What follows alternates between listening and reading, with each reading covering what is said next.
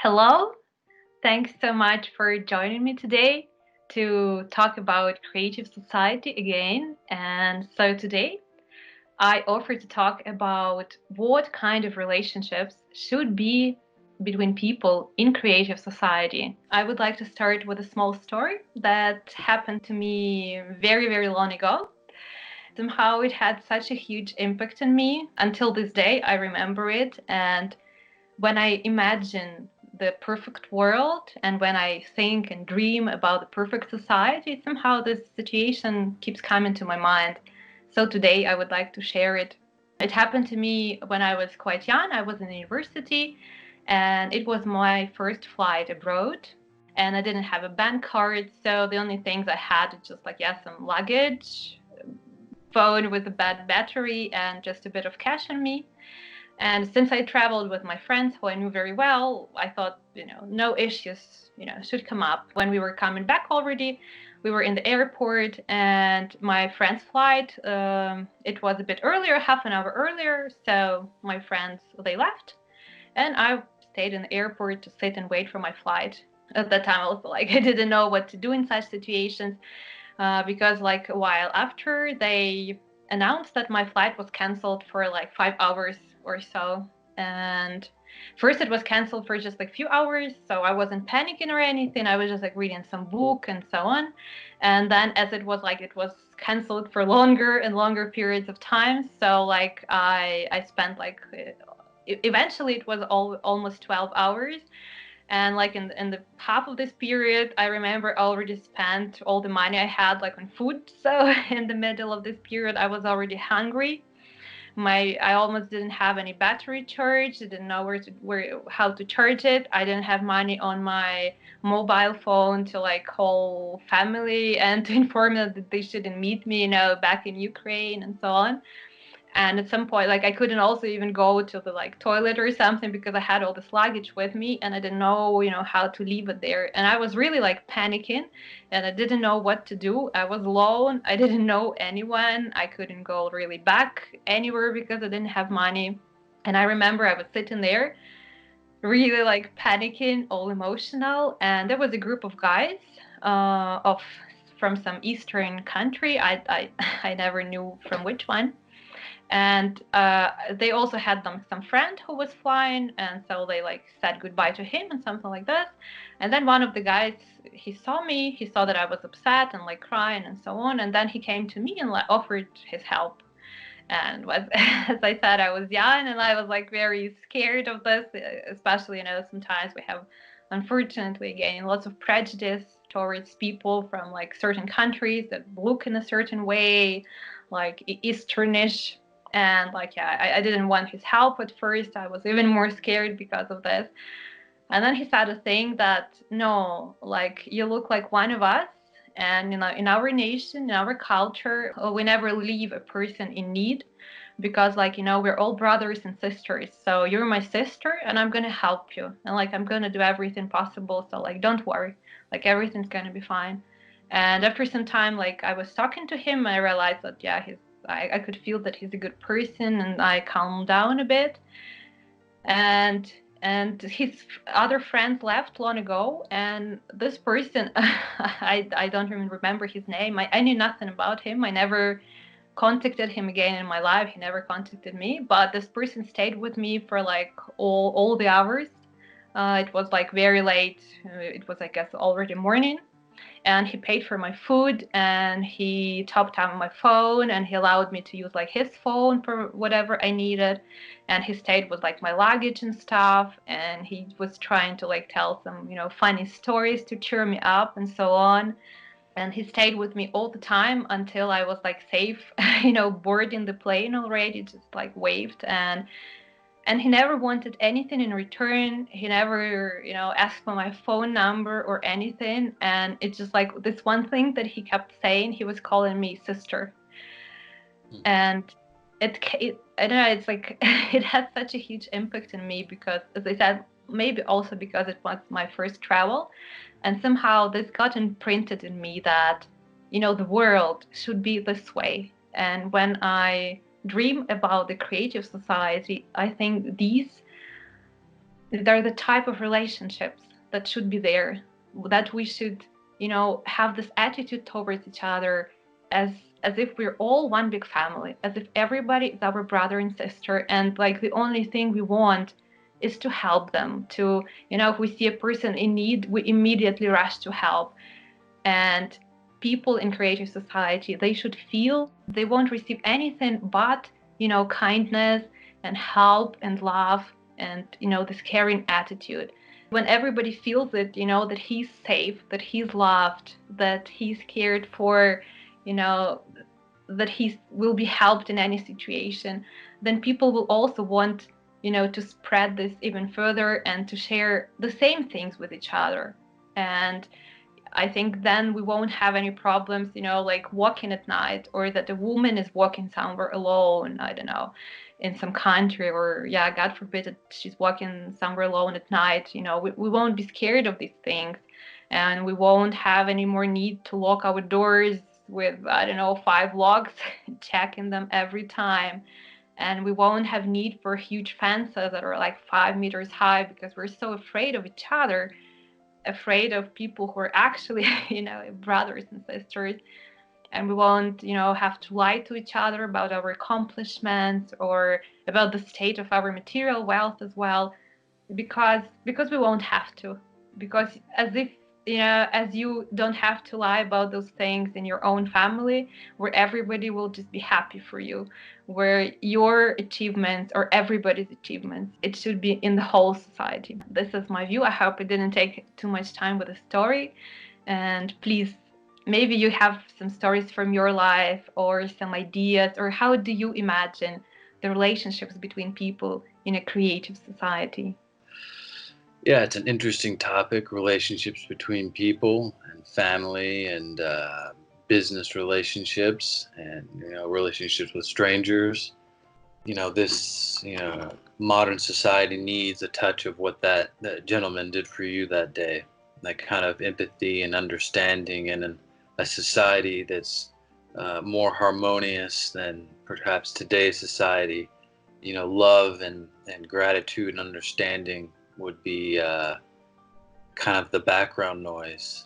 I guess the one story I have, it's similar. I was young. It was the first time I had ever traveled on my own. I was maybe 11 years old, or maybe I was 12, and I was traveling on a plane by myself for the first time. And I was sitting next to this older gentleman, and I fall asleep, and I wake up, and I look over, and my left arm is on the seat rest, and his arm is right next to mine. And I kind of wake up, and I look over, and he is just profusely bleeding all over me. He's got blood gushing out of his arm. He's asleep, and I'm freaking out. I don't know what to do. There's blood all over my hand. I'm like really freaking out. I don't know what to do. I can't reach the little comm above me to like do anything. I've got blood all over me. I don't want to move. So it was like a really freaky situation, and I'm by myself. And at one point, a passenger just happens to walk by and sees what's going on, and I don't say anything. I just kind of look up, and I see this passenger looking down at me, and she immediately looks at me, and then she kind of looks at the arm, and she sees what's going on, and like sees kind of the panic in my eyes, and goes and notifies the airline stewardess, who comes over. And so they kind of just helped diffuse the situation a bit, and cleaned up, got me out of the seat, and then I went and cleaned myself up, and were very nice about things, and talked to the guy, the old man next to me. And it just had such a profound impact on me, because it was the first time I had ever flown, and it was such a delicate situation. But I mean, that passenger could have just walked by and said, "Oh, that's not, it's none of my business. It's probably his grandpa, and they'll deal with it." But she stopped and understood that there was something going on there. Could feel that I had this sense of panic in me. and so it kind of stuck with me. So there was definitely even in the lack of verbal communication and even perhaps physical, there's something, human beings can talk to each other in a sixth sense. There's a deeper understanding than the physical realm that we sense things and or see things in. But in a creative society, this is something that would become more common. Where things second nature, our gut instinct kicks in all the time. It's something that's harnessed and considered a priority, especially when we're younger. When we're kids, instead of really just cramming books into us from early age. We perhaps first 10 years of our lives honing our mental capacities and understanding the beautiful things about life and empathy and our emotions and relationships and whatnot. Between our parents, with friends, with our teachers, with different influential people in our life. This would become more of an important thing. One's emotional being over one's educational career early on in life. Um, in different societies and cultures, across the planet, do support this more often. But in Western culture, it seems like we stick students straight into a 30 student classroom and off to the races they go, off into the rat race. And they have to learn math and language and writing and history and science, and that's all that really matters. And certainly, a lot of people understand that education is not what it should be, and there it has resulted in the modern human being kind of devoid of love and understanding and thankfulness for just even being alive. But I think in a modern society, we really need to create a culture of love at the end of the day. And however that turns out, I think love is what wins out at the end of the day. And and that's how I feel about you know relationships in a more creative society.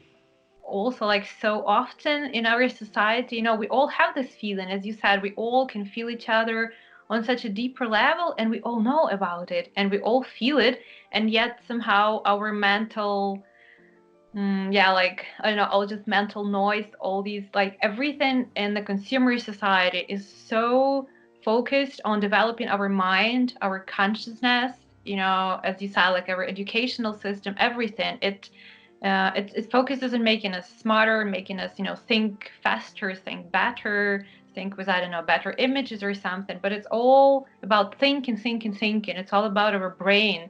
And yeah, and exactly. But what about our feelings? Who knows what everyone's going through? Everyone's going through their own little experience with this COVID-19 of self quarantining, and hopefully, in general, people are doing well and whatnot, and hopefully, this self quarantine doesn't go on for too much longer. But it's definitely a wake up call, I think, on our society and how we function as a society, and hopefully, in an ideal world, people are taking time to reflect on their own lives and what it is to treating themselves. How they treat themselves is very important.